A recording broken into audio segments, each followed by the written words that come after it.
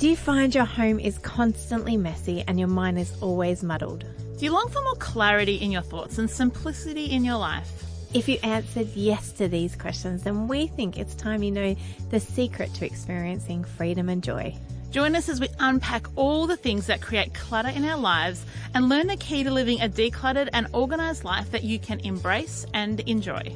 Together, we will explore what it takes to have a home that is welcoming and well organised, where you're free to focus on living freely and abundantly. Visit theartofdecluttering.com.au to find out more about joining our online course community.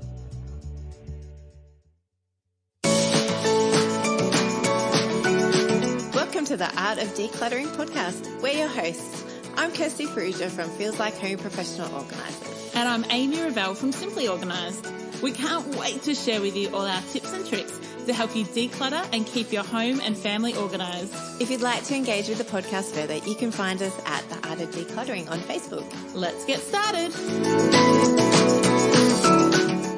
You've joined us for episode 60 of The Art of Decluttering. Today we'll be talking about mental health. Yeah, we're not going to declutter your mental health. No. We're not going to organise your mental health. No. We're going to talk about how mental health has a strong correlation to decluttering and organising and how that kind of all is a big mush together for so many people. Yes. This was actually a listener request by a beautiful listener of ours, Lauren Osborne. I think it's really interesting how our listeners are starting to see how mental health and what we do have such a strong correlation. So Kirsty and I have worked with people with anxiety at all different varying levels, depression, ADHD, bipolar, paranoia, OCD, lots and lots of different mental health conditions at differing levels of intensity and differing levels of debilitation. But we see such breakthrough, don't we? Yeah, we do. And we are going to do another episode on hoarding disorder. So if you were hoping to come into this episode hearing about that, we're really sorry. We think that it's such a crucial topic that we're going to dedicate a whole episode to that one. Yeah, so this is, and when we do the one on hoarding disorder, it will be about those who are living with or related to or interacting with people with hoarding disorder, as well as for those that have it.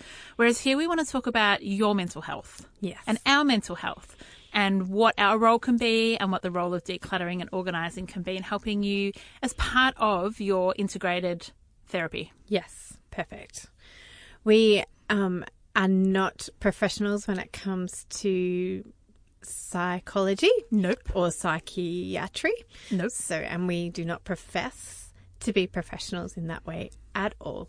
So we are talking about it from a professional organising perspective. And our industry is filled with loving, caring people who want to walk beside and be with people who are suffering from mental health issues, and knowing that we are not the one-stop shop and we are not the solution for everything in their life. Yeah, and if listening to this episode pushes any buttons for you, we encourage you to get in contact with Lifeline or Beyond Blue, who can offer you some more holistic support. But stick with us and we'll talk to you about our experiences and what we've seen practically happen for some of our clients. Studies estimate that as high as 5% of Australians are living with hoarding-related issues. That's a huge amount, Kirst. So in any suburban street that's 50 houses long, 100 houses in the street, 5 of those have issues with clutter that are causing issues in their life. Yes, that's a huge amount. It is. And it doesn't always just mean that it's hoarding disorder. There might be clutter that's causing fights in the family, or there might be financial strain because of the clutter, or there might be health issues because of the clutter, or educational issues, or developmental. I know, and it's such a cycle, isn't it? Like you feel overwhelmed and depressed or anxious, and so you don't keep on top of the house and on top of your clutter and your possessions, which then results in clutter making you feel even worse about yourself. And then it's just repeats It's a vicious cycle. It's a very vicious cycle. And it's really difficult to break the cycle yourself, because when you're in it, it just kind of like a snowball, it just gains momentum and one feeds into the other, feeds into the other. And until you have somebody come alongside you that can kind of help you to put a break in that cycle, it can be really difficult to do that on your own. And so lots of people call us in those places of anxiety and depression or OCD, that they're just not managing the way that they want to, that's not allowing them to live the life that they want. And we can help physically to help with your environment, and also just to talk you through what some of that might look like. Yeah, because it's really hard as partners. Often our partners want to step in and be that break. And as we all know, in partnership, you don't always listen to your partner. They may say something and you're like, whatevs. And then your best friend or a professional or somebody else says, hey, what about this? And you're like, oh, that's a brilliant idea. And your partner's sitting there going, I just trying not to say, I told you so. So as much as our partners want to step in and be that break for us sometimes, often they've tried and have had the pushback that is quite common and normal for every couple. And so it is often wise to ask for a professional organiser to come in and help you. And how do you begin that journey? Because you're already feeling like life has beaten you down, that you've got shame or guilt, or maybe you're just embarrassed about the state of your home. So how do you go from that to letting a stranger come in and actually help you?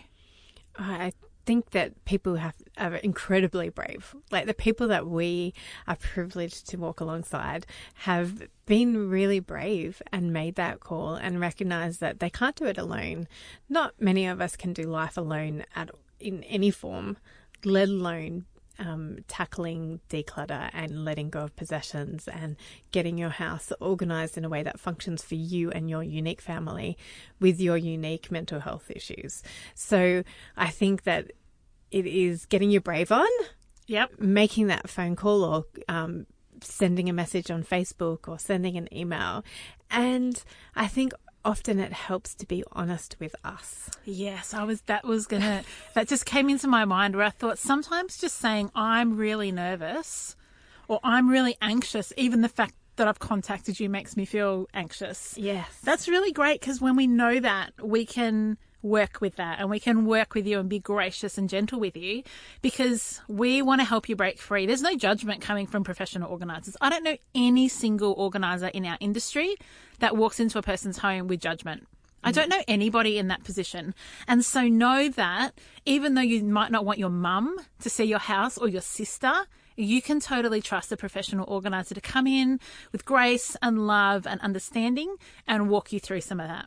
And it really helps when you identify to us very early on that you have some mental health issues, so that we can prepare ourselves to help you in your unique situations.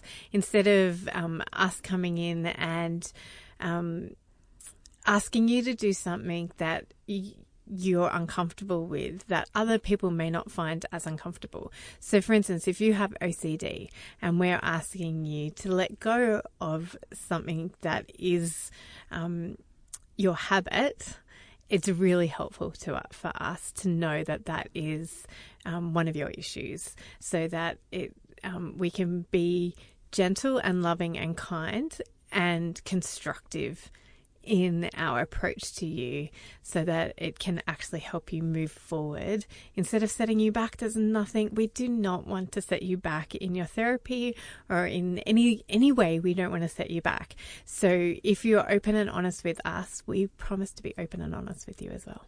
That's a really good point, Kes, because when I have clients that have pre-identified with me, look, I get quite bad anxiety, or I get really deep depression, I can then look out for the triggers. So if we're working through something and I look over and I see you're absolutely exhausted, or I can see that you're getting quite jittery, it's like, hey, let's take a little break. Let's just go for a walk around the garden and then come back in. Like, just have a circuit breaker. And then we can share with you our experiences, and just what we want to do is partner with you as a whole to your therapies. So if you've got anxiety or depression or bipolar or paranoia or OCD, don't come to us first. Go see a counsellor or a psychiatrist or a psychologist and allow us to work with you. the psychologists that I work with, so I've got quite a few psychology clinics that stock my book, will recommend it to clients and then refer people through to me. But it's as a complement to what they're already doing in the psych office. And I've worked in psych clinics before, and one of the things that psychs will often say to professional organisers is their level of frustration. They can help you in the office and you can have an amazing session. But if you then get in your car and drive home to a house where you feel completely overwhelmed, some of that breakthrough you had with a psychologist in your mind and some of the thinking can kind of be forgotten when you go back home and you think, well, there's 12 loads of washing in the lounge room and the dishes haven't been done and I don't know where to find my reading glasses. Yes. So we want to work as a team and we want to really help you to live the best life that has been destined for you. Perfect. And we do want to help with your therapy to reinforce what you have learned in your counselling sessions rather than undermine anything that a professional in that capacity has said to you. Yeah, that's awesome. So we don't necessarily need any access to your therapists. No. In fact, I've never asked for that in nearly 4 years. But I have said to people, what does your counsellor say about this? Or what have you been learning that I could help you reinforce? And some people share that willingly and other people are more closed books, and that is totally fine. You know, there's no one size fits all when it comes to decluttering when you're dealing with mental health. I was going to call them conditions, but I'm going to call them a mental health disruption. Oh, that's very gentle. Loving. What a loving word.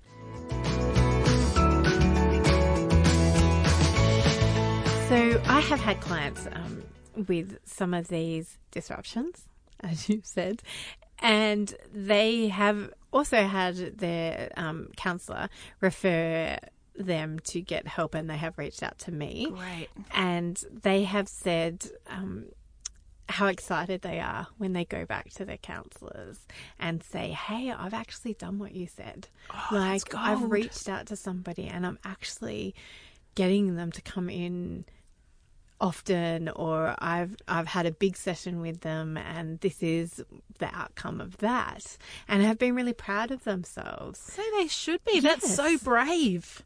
Yes, it's and I love seeing my clients' faces light up. Yes. So what is it that we can help? Like what do we bring to the table? Yeah, that's a really good question. I think part of what we bring is removing the clutter in people's minds so they can think more clearly, make decisions and not feel. So it's very difficult to live in a house that's got so many possessions and still feel light and bright. Like, it naturally will affect your mood. So if we just talk on a mood, let's not talk about chemical imbalances, any of that, but let's talk about mood.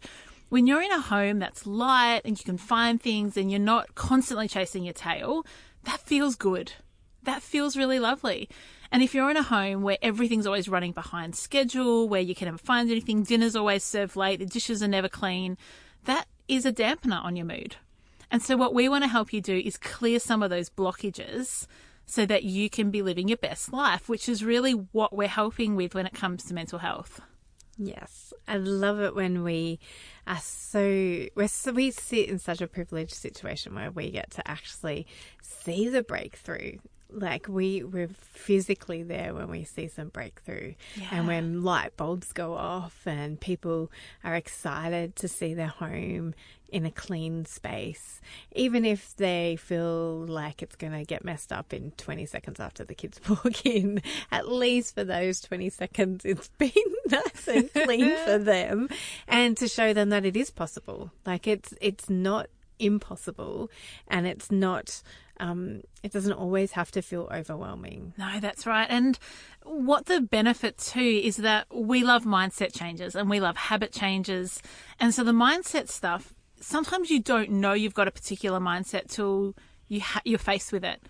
And when you're decluttering, you're faced with a lot of things. You're faced with old love letters, or you're faced with old clothes that don't fit, or you're faced with uni notes of a course you didn't finish, or there's just so many things that we can help you uncover those deeper feelings that can give you some of that breakthrough and some of that freedom from it being locked up inside of you. And we can help you tell yourself new stories. Like maybe you've been told that you are always going to be messy, and like you've never Like, you can never break free of that, whether it's external people telling you or it's you telling you that you will always be messy. We can help you to see a different version of yourself and to start telling yourself the new version of yourself, that I can be clean, I can declutter, I can live in light and freedom, and there is joy, and there is going to be less in my house, and I will be more intentional and thoughtful about what I bring into the home. I'm excited. I feel light just talking about this topic. I hope that whether you're walking the dog or sitting at ballet watching your kids dance, or whether you're on the way to work, that you're getting inspired of how decluttering can make not just a physical difference in your life, but a soul and emotional difference for you too. Because I love that we also bring habits into our clients' homes. I love that we can really help people to uncover and to start new habits. So maybe before you had your disruption, you were really on top of things and you had schedules and plans, and you could get the kids to school on time, and you could do everything that you think is... You felt super high functioning. Yeah. And then this disruption occurred and you feel like you've just lost your way and you don't know how you were ever that person before. It does. It seems, speaking from experience, when I got sick with my glandular fever, for those of you who don't know, that then turned into chronic fatigue and fibromyalgia, sometimes I say to my husband, are you sure that I was really that functional before? Maybe I've always had this energy level. He's like, no, babe. You were like an Energizer bunny before, and now you're still like a battery-powered bunny. It's just not the Energizer variety. So you forget what the old was like, and you think, has this always been this way? Is this just the new me? Yes, and am I always going to be this way? Yeah. And even if you are, having a decluttered home gives you so much more ability to function. Yes, because we're not here to say that decluttering your house will free you from anxiety and depression and bipolar. No, sorry, we don't have that key, that magic key. It does not lie with us. No, we really wish it did. How good would it be? Oh, that would be awesome. But we can take you from feeling terrible to feeling not too bad. Yes, and having those tools in your toolkit to be able to start afresh every day. Yeah. So, Kirst, I think I've mentioned in our secret podcast, which is not so secret anymore, and if you haven't listened to it, just jump onto the artofdecluttering.com.au and you can listen to it. But I think I've shared with lots of people that I have a mental health disruption of anxiety, and it's generally pretty well controlled. But if one of my kids is sick, it's pretty much guaranteed to flare. And so one of the things that helps me personally is to do a little bit of decluttering when I'm feeling anxious. And I often say that it's busy hands, quiet mind. So my anxiety is like racing thoughts, like I'm thinking 100 miles an hour and I've got all this bonus energy, which is not very helpful when you're thinking 100 miles an hour, because the bonus energy just turns into like craziness. So for me to do a really intentional declutter means that my mind quietens down and my hands are busy. So, not too long ago, my son had his tonsils out, and it has been a really difficult recovery. So lots of trips back and forth to the hospital. And one night I was like, I'm just so over not being able to fix him. Like I hate seeing my baby in pain. And I was starting to, the racing thought, starting to think, what if I have to go to hospital tonight? And what will I do? What will I take? What do I have to cancel tomorrow? So I went into the kitchen and I decluttered all our medicines. And it was probably a 30-minute job. I took all the medications down. I got rid of old ones. I recategorized.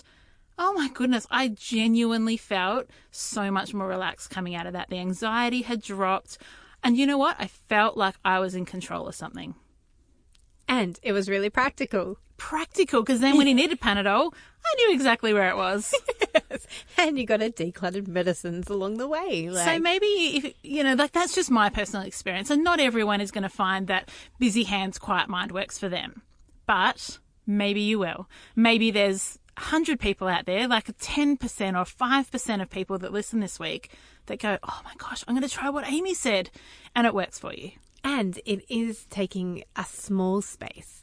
Like, don't think that when you're high highly anxious that you can tackle your whole house in one sitting. When you're in the deepest depths of depression, you're not going, all right, garage, here I come.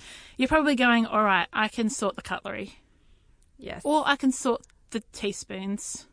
And that's totally cool. And celebrate that. Yeah. Like you have been celebrating that you got that medicine done. I have heard that story a few times over the last couple of days. Yes. And no, it's good. I want to celebrate with you because I want to acknowledge that this has been a hard season for you. And so it's something to be celebrated. Yeah. Like, I don't want to celebrate that Elijah's been sick. I want to celebrate the redirection of that energy. Yes. Yeah. Because I could have just stewed. Yes. I could have paced. But instead I felt like I was helpful and useful. Yes. And it made my life just that bit easier. Yes. And so let's celebrate it. Yay. Yay, medicine cabinet. Or yay, teaspoons. Or yay, something small. Yeah. And take back control. If you're feeling out of control, don't try and control people. Don't try and control circumstances because you can't control either of those. But let me assure you, you have full control over the tea towels in your kitchen. Or you have full control over your makeup drawer. Or you have full control over your stockings. Control one of those things, and it actually does help. I'm not sure if psychologists would agree with me that you should redirect that sense of fidgetiness and control, but it works. And yes, go with that. Let's go with that. Just try it. I'm See just if it saying it's works. experience. Yes. I'm certainly not giving any clinical advice. No. Heaven forbid I do that, but I am telling you what works for me. Yeah. I liked what you said before, that by decluttering, we can actually uncover some hidden reasons. And yes, that certainly should be done with the therapist as well. But you never know what we can uncover.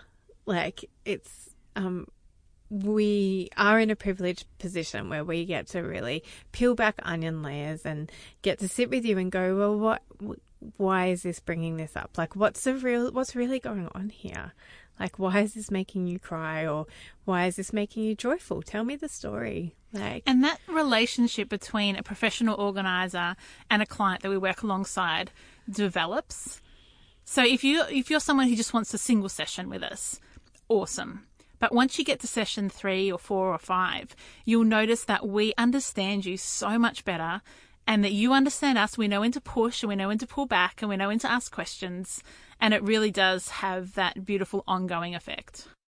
Well, I hope this episode, albeit shorter than normal, has been helpful to those of you who have had disruptions, and helpful to those of you who are living with people with disruptions. And maybe it can help you be a bit more gentle with people. This is not the type of episode, Kirst, that we want people to just randomly tag their friends in. Hey, I know that you've got ADHD. Tag.